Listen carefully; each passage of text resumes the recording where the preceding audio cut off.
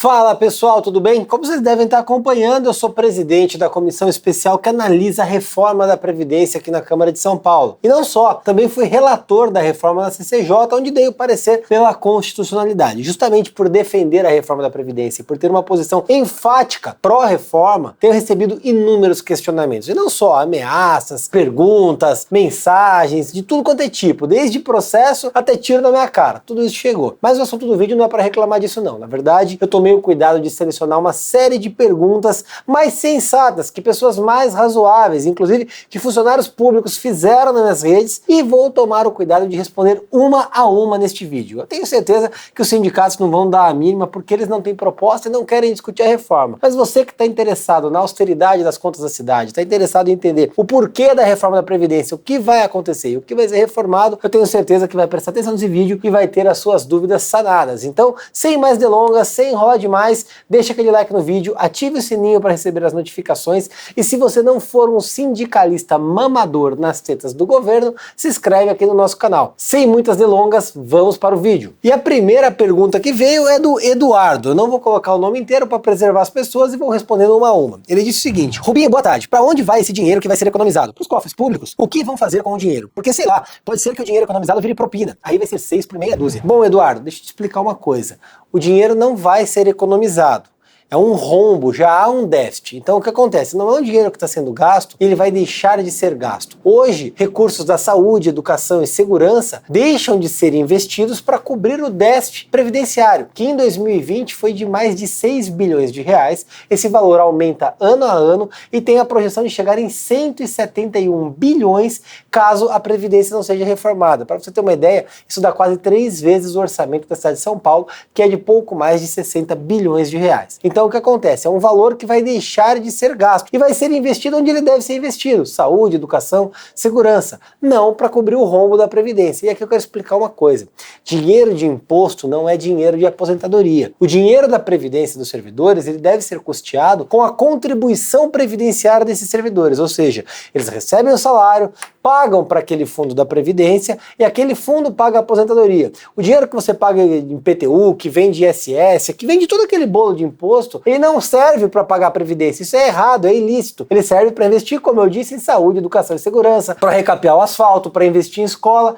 nesse tipo de investimento. Então não há como utilizar um fundo para o outro, é uma distopia que os sindicatos tentam criar o tempo todo para enganar a população, portanto não dá para dizer que esse dinheiro vai sair da Previdência para ser gasto com propina. Isso é um engodo. Tá bem? Vamos ver a próxima pergunta, que veio do Jonathan. Ele disse o seguinte: por que não corta privilégios do Legislativo? Ah, você não tem essa autonomia toda que você diz, porém quem recebe 2 mil por mês, você quer cortar privilégio. Jonathan, primeiro que seu comentário tem vários pontos. Eu quero começar partindo do principal. O que é privilégio? Privilégio é quando um cidadão goza de algo que todo o restante da população não tem. Direito é o que é comum a todos. Agora, quando um servidor goza de estabilidade, paridade, gratificações, abonos de faltas, férias sucessivas, naturalmente ele goza de privilégios que a massa da população não tem. O conceito é o seguinte: pega um trabalhador comum, aquele cara que sustenta a máquina pública, que paga o seu salário enquanto servidor, que paga o meu enquanto político. Ele goza disso? Não. Se a resposta é não, e você, quanto servidor, goza,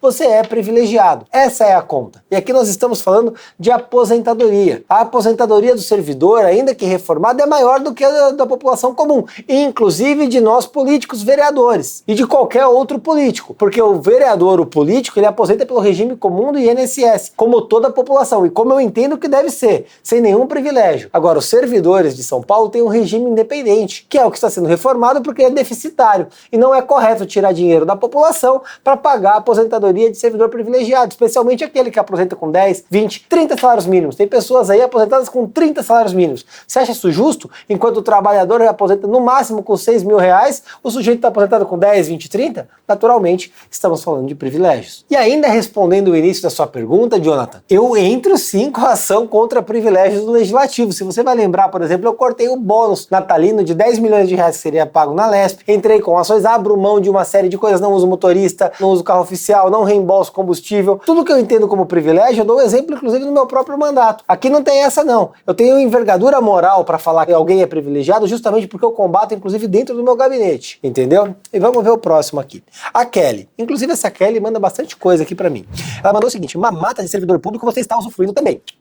Eu não, Kelly. Se você observar, eu sou um dos vereadores mais econômicos da Câmara de São Paulo. Como disse anteriormente, não uso carro oficial, não uso reembolso de combustível. Esse negócio de auxílio paletó não existe na Câmara de São Paulo. Então, pera lá. Por que poderia estar trabalhando em seu escritório particular, porém estar trabalhando no setor público? Quanta ironia, não é mesmo, vereador? Bom, realmente, eu deixo de trabalhar em muitas coisas do meu escritório particular para trabalhar aqui no setor público. Sabe por quê? Porque eu consigo fazer a diferença como vereador. Mesmo sem ser vereador, já tinha economizado mais de 40 milhões de reais do seu dinheiro com as ações que movi. Enquanto vereador, esse valor já chegou a mais de 485 milhões. Daria para pagar mais de 2.000 vezes o valor que eu recebo a título de salário enquanto vereador. E é dando um exemplo, assim, modificando a política por dentro que a gente consegue mudar o país. É um conceito muito vil que a Kelly apresenta aqui, porque do jeito que a Kelly fala, a impressão que dá é que todo mundo vem aqui para usufruir e para se servir do poder público. Não é isso que eu faço. Na realidade, é uma missão que todos os membros do MBL têm e que nós cumprimos à risca, que é de mudar a forma que a política é feita, mudar a política por dentro. Se talvez você, Kelly, usa o serviço público para se servir, o nosso conceito é de servir e não nos servirmos dele. Vamos para a próxima. A Jéssica disse o seguinte: vi um vídeo no canal qual você falava a mesma coisa. Meu querido, trabalho muito mais do que você. Ganho um salário e estou há 2 anos sem tirar e sem receber as minhas férias. Agora me responda, qual é a sua jornada de trabalho? Os seus feitos são compatíveis com o seu salário? Aliás, quanto você ganha para falar essas bobagens? Bom, Jéssica, eu não vou questionar se você trabalha mais ou menos que eu, porque particularmente eu não te conheço e não tô aqui para julgar o seu trabalho, assim como você faz com o meu. Se você trabalha 2 anos sem tirar férias, você vai inclusive receber as férias em dobro, na forma da CLT. Então, além das férias acrescidas de 1/3, você vai receber mais um salário por conta disso na forma da CLT. E inclusive basta apresentar suas férias que você vai tirar férias caso você seja uma servidora pública. Quanto à minha jornada de trabalho, eu trabalho uma média de 12 horas por dia e também não recebo horas dessas para isso. Faço porque sei que acho certo, faço porque é o correto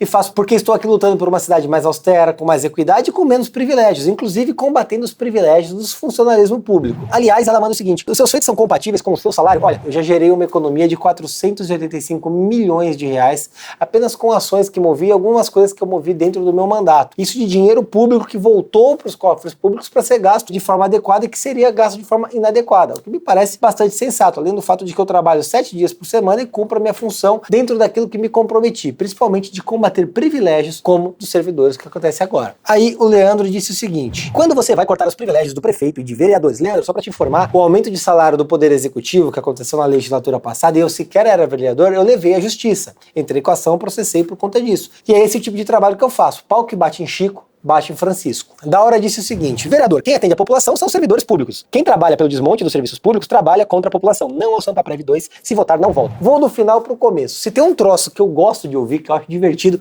é o se votar não volta. Existia um vereador na última legislatura chamado Claudinho Fonseca, ele é representante dos sindicalistas. Votou, brigou e não foi eleito. Já boa parte dos vereadores que votaram a última Sampa Prev se reelegeram. E eu não tô aqui com o compromisso de ficar me perpetuando no mandato. Eu tô aqui com o compromisso com a população que me colocou aqui para cortar privilégios. E é isso que eu faço enquanto vereador. Corto privilégios de uma elite de funcionalismo público beneficiada, com gratificação, com bonificação, com abono de faltas, com paridade, coisa que a população não tem, e é isso que eu me comprometi a fazer, e é isso que eu tenho feito todo dia. Não é esse tipo de ameaça que vai fazer eu parar. Vale lembrar que eu briguei pelo impeachment do PT contra o PT. Então não tenho medo de meia dúzia de servidor que vem aqui tutelar unicamente os próprios privilégios, as próprias regalias. E ele disse o seguinte: quem trabalha pelo desmonte dos serviços públicos trabalha contra a população. Desculpa, eu trabalho pela população porque é a população que banca o teu salário, é a população que banca os teus privilégios, é o pagador de impostos que banca a tua regalia. É por essas pessoas que eu trabalho, não por uma elite do funcionalismo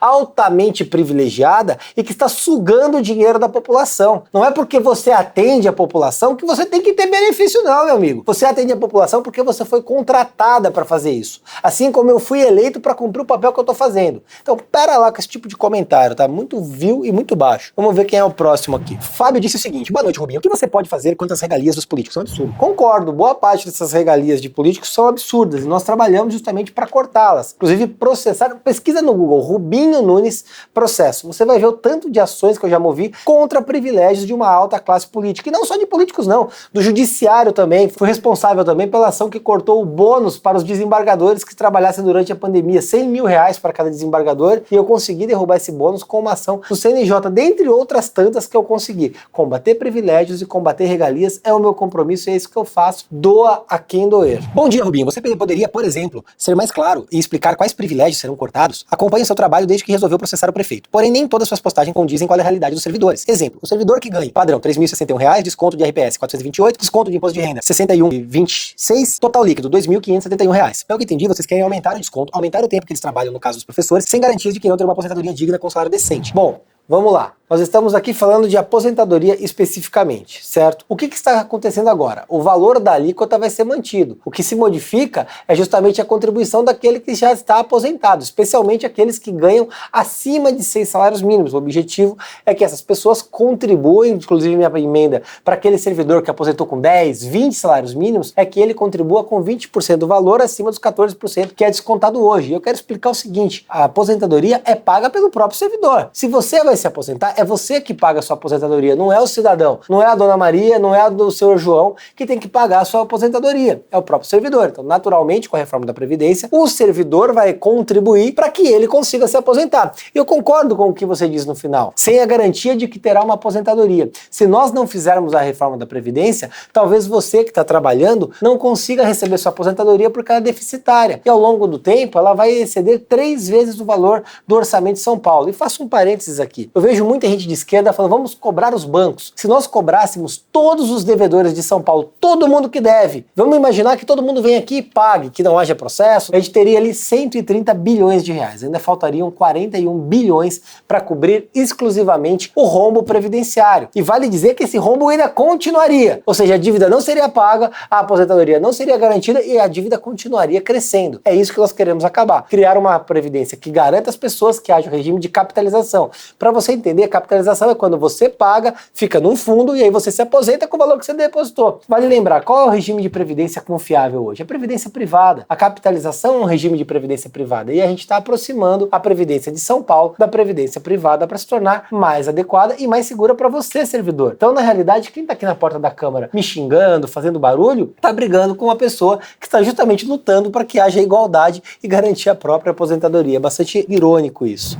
E esses foram os comentários dos servidores. E eu quero deixar muito claro a vocês, eu não tô aqui para brigar, para esculhambar, para mitar, nada disso. O meu compromisso é com a população. Muitas mensagens que chegam para mim chegam de forma padrão. Eu fico até com dó dos servidores que são utilizados por entidades sindicais como massa de manobra para atacar vereadores, para atacar quem pensa diferente. Para e pensa, ninguém acorda e vem aqui querendo fazer maldade, ninguém também quer ferrar a população, não é minha ideia acabar com a vida de algumas pessoas, muito pelo contrário. Eu quero garantir que as pessoas tenham meios para subsistir. E é isso que a gente faz com a reforma da Previdência. E mais do que isso, eu quero garantir igualdade para a população de São Paulo, que é quem paga a conta, os altos salários dos servidores, dos políticos, e que infelizmente não tem dinheiro para comprar carne, não tem dinheiro para comprar comida. Parte dos servidores durante a pandemia, todos os servidores durante a pandemia, continuava caindo o salário ali bonitinho, religiosamente, enquanto a população não tinha certeza se teria emprego, não tinha certeza se ia ter dinheiro para comprar comida para o filho, não tinha certeza se ia ter dinheiro para pagar aluguel, estabelecimentos comerciais eram fechados. Isso é privilégio, especialmente nos momentos que nós estamos passando.